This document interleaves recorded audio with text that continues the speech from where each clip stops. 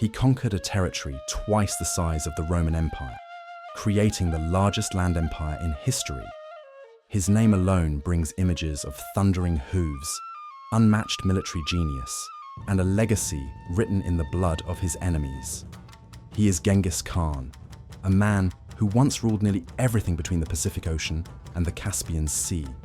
But for a man of such colossal influence, his end is shrouded in one of history's greatest mysteries. When he died in 1227, he gave one final command: to be buried in absolute secrecy. He wanted to be erased from the landscape, so his final resting place would never be found. And his wish was granted with terrifying efficiency. For nearly 800 years, the location of his tomb has remained a complete secret, protected by ancient loyalties, confounding legends, and a cultural reverence so deep that it borders on fear. Countless adventurers, scientists, and treasure hunters have tried to solve this puzzle. They've used the most advanced technology we have, from satellite imaging to ground-penetrating radar, only to fail every single time.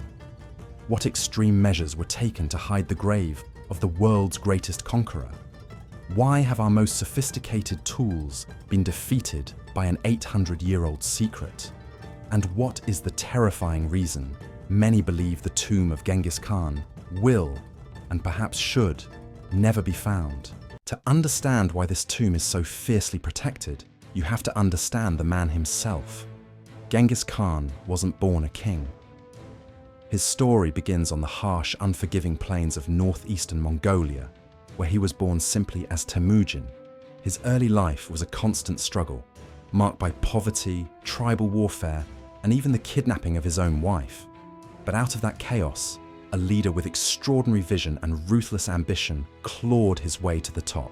He did what no one before him could. He united the warring, nomadic tribes of Northeast Asia under a single banner.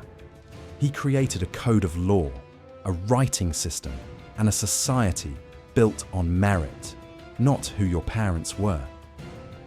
But the world outside of Mongolia remembers him for something else. Genghis Khan launched a series of invasions that would conquer most of Eurasia, forever changing the course of history. To his enemies, he was a merciless warrior, a scourge of God, whose armies left a staggering trail of death. Some historians estimate his conquests led to the deaths of as many as 40 million people, a number so huge that one study controversially suggests it may have actually cooled the planet by lowering the carbon footprint. Yet, in his homeland, the story is completely different. Mongolians remember what he created, not just what he conquered. He established diplomatic immunity, religious freedom, a sophisticated mail delivery system, and the use of paper money. He connected East and West, allowing the Silk Road to boom under Mongol protection. He didn't just conquer the world, in many ways, he helped build it. This double legacy, a brutal conqueror and a visionary nation builder, is exactly why his tomb is so important. It's not just where a man is buried, it's the symbolic heart of the Mongol Empire and the cradle of Mongolian identity. His death in 1227 is as debated as his life, with theories ranging from battle wounds to a fall from his horse. But what we know for sure is that his final wish wasn't for a grand monument like the pharaohs of Egypt. He wanted to disappear. He wanted his body to return to the earth, unmarked and unknown, a request his followers would carry out with chilling devotion. The burial of Genghis Khan wasn't just a quiet funeral. It was a masterclass in making a place vanish from memory and maps forever. The legends around it sound like something out of a dark fantasy novel, but they're the foundation of this 800-year-old mystery. According to one of the most famous stories popularized by the traveler Marco Polo, the funeral procession that carried the Khan's body home was a wave of death. A grieving army escorted the body with absolute orders: kill anyone and anything that crossed their path. The goal was to create a moving bubble of silence, a bloody curtain drawn across the landscape to make sure no one could ever retrace the route to the grave. We can't verify the death toll, but it would have been horrifying. Once a secret spot was chosen, a group of slaves performed the burial. Their service was also their death sentence. After the tomb was finished, the slaves were all executed by soldiers. And then, in a final ruthless layer of secrecy, those very soldiers were killed by another group of guards, making sure the secret died with everyone who knew it. It was a death pact on an almost unimaginable scale, a testament to the absolute loyalty Genghis Khan commanded, even in death. But the cover-up didn't stop there. Legends describe incredible efforts to physically erase the gravesite. One story claims that after the tomb was sealed, 1,000 horses were ridden over the ground, trampling the earth until it was impossible to tell it had ever been disturbed. Another persistent legend, similar to stories about ancient leaders like Gilgamesh, is that a river was diverted to flow directly over the grave, using nature itself as the ultimate camouflage. Other tales say a forest was planted over the site, or that the region's permafrost was used to entomb him in an impenetrable layer of ice. Some accounts even claim the coffin that arrived in Mongolia was just a decoy to mislead anyone watching. These stories, whether they're literal truth or just myths, all point to one clear intention. This tomb was designed to be lost. The Mongols had seen how the grand tombs of other rulers were always looted and destroyed by their enemies. For their founder, they chose a different path. Not a monument to be seen, but a secret to be kept. The grave wasn't meant to be a symbol of power for the world. It was a sacred, private place for his people, protected by an oath of eternal silence. And you have to admit, the strategy worked. For nearly 8 centuries, the great Khan has simply vanished, just as he wished. As the centuries rolled on, the legend of the hidden tomb only grew, becoming one of history's most tantalizing mysteries. The rise of modern archaeology brought a new kind of explorer, armed not with swords, but with maps, historical texts, and shovels. But the vast, unforgiving landscape of Mongolia proved to be as tough an opponent as any Mongol warrior. Mongolia is one of the biggest and most sparsely populated countries on Earth. Its massive plains, rugged mountains, and lack of roads make any large-scale search a logistical nightmare. It's the ultimate needle in a haystack problem, but the haystack is the size of a country. Early expeditions, reading texts like The Secret History of the Mongols, focused on a few key areas. The most promising is a region in northeastern Mongolia's Khenti province, near a sacred mountain known as Burkhan Khaldun. This mountain was spiritually important to Genghis Khan. It's where he hid from his enemies as a young man, and according to the secret history, he declared it the most sacred mountain in Mongolia and wished to be buried there. This belief was so powerful that after his death, a 240 square kilometer area around Burkhan Khaldun was declared the Ich Korig, the Great Taboo. For centuries, this entire region was a forbidden zone. Trespassing was punishable by death. The area was protected by a special tribe, the Darkhad, who were excused from taxes and military service in exchange for guarding this sacred land. Their descendants kept this watch for nearly 700 years. The fall of the Soviet Union in the early 1990s briefly opened a window.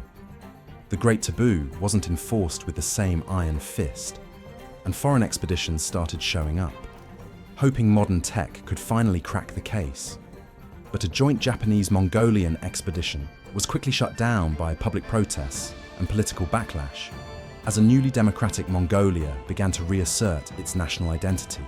Then came the 21st century, and the tomb hunters got a major tech upgrade.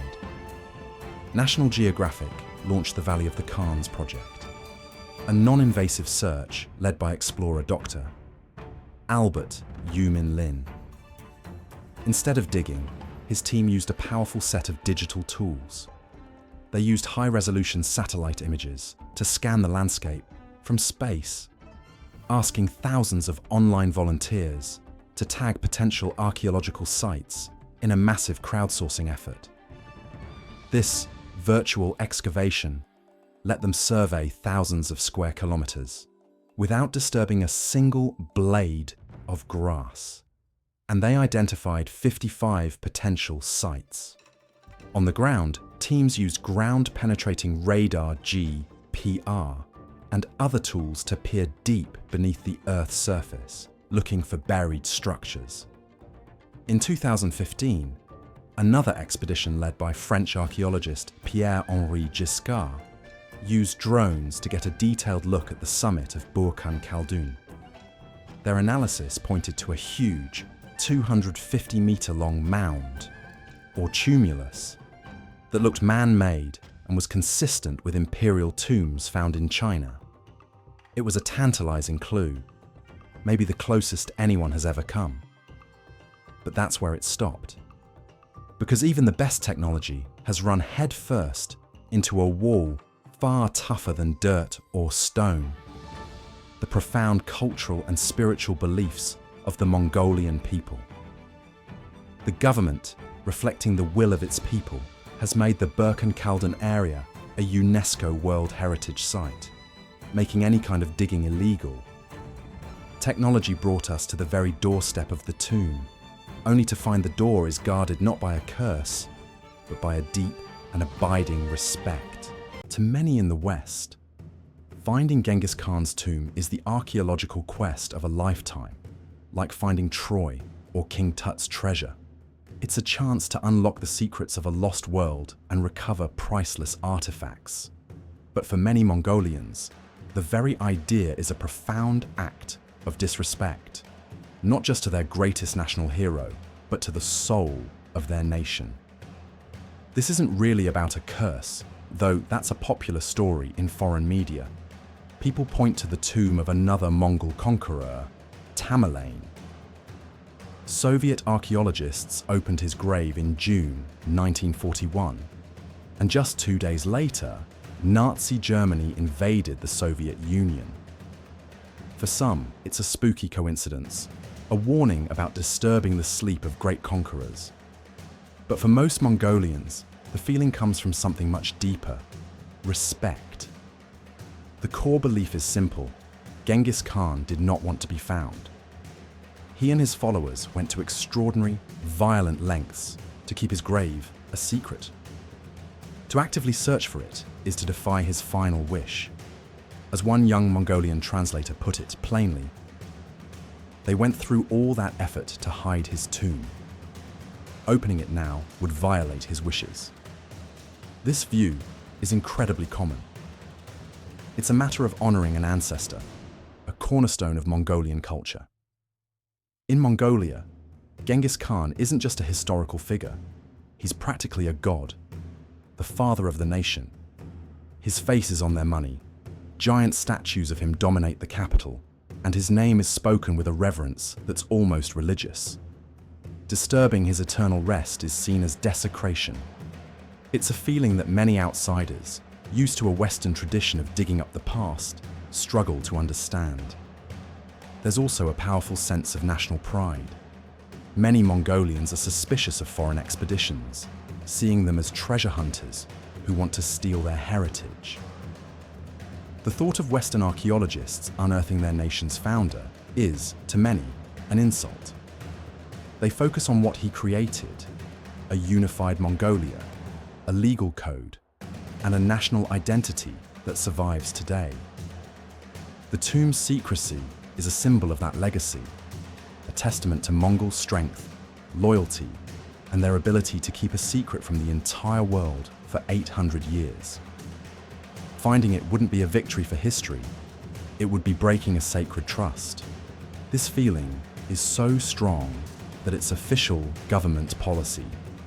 The area around Birken Khaldun is protected not just for its environment, but for its profound spiritual and cultural meaning. And there's also a practical fear.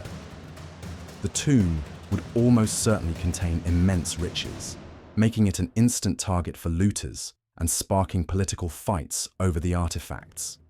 By keeping it hidden, all those potential problems are kept away. In a way, the power of Genghis Khan's tomb lies in its absence. Its mystery is more powerful than any gold it might contain. It symbolizes the enduring spirit of the Mongolian people and their loyalty to the man who built their nation. For them, honoring his legacy means letting him rest in the magnificent silence he chose for himself. For nearly 8 centuries, the tomb of Genghis Khan has been a ghost, a rumor, a puzzle box sealed by blood, legend, and the will of a nation. We have mapped the human genome and sent probes to the edges of our solar system, yet we cannot find the grave of one man buried on our own planet. We're thwarted by the overwhelming scale of the Mongolian landscape, a wilderness that easily swallows secrets. We're confounded by the genius of the burial itself, a masterful plan of misdirection and erasure. And we're stopped by the passage of time, which has allowed nature to become the tomb's greatest guardian. But most of all, we are held back by a powerful cultural wall. The search for Genghis Khan's tomb isn't just an archaeological problem, it's an ethical one. It's a clash between our modern thirst for discovery and a nation's sacred duty to honor the final wish of its founder. Technology has shown us glimpses of what might be hidden, but respect has barred the final step. Perhaps the tomb was never meant to be found, because its true purpose wasn't to hold treasure, but to be an idea. It's a symbol of ultimate loyalty, of a secret kept for generations. It's a testament to the idea that some things are more powerful in their absence. The hidden grave ensures that Genghis Khan remains what he became in his final years. More than a man, a legend, an eternal force woven into the very land he loved. Some mysteries, perhaps, are not meant to be solved. Some secrets are meant to be kept. What do you think?